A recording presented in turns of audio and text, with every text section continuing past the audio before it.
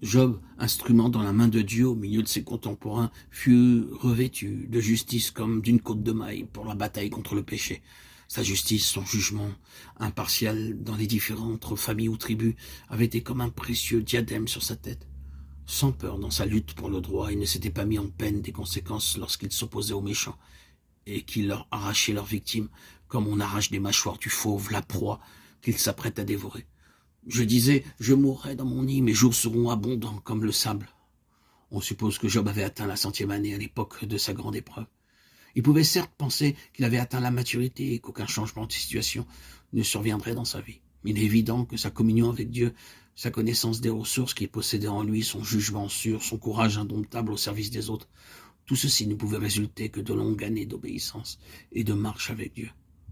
D'autre part, Job savait que sa vie intérieure était profondément enracinée en Dieu.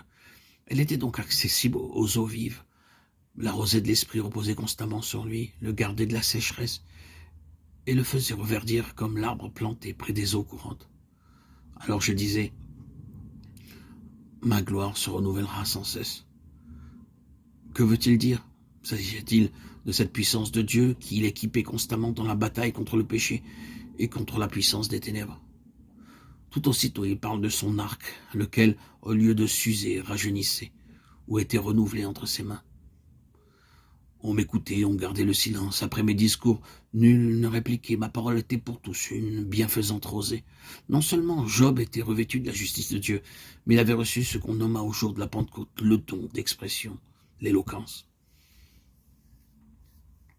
L'autorité pour se faire écouter, ce silence profond, intense, qui accompagne les paroles prononcées selon l'esprit, la conviction qu'elle entraîne dans le cœur des auditeurs, pour y détruire toute opposition.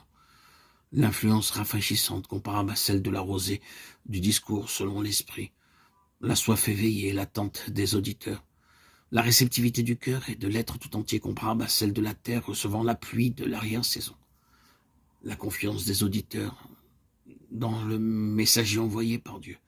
Tous ces signes, tous ces traits marquent Job comme étant un véritable prophète de l'Éternel. C'est là une charge redoutable. Ce don d'agir sur les cœurs par la parole ne va pas sans péril. De quoi les Saintes Écritures ne manquent pas de nous avertir.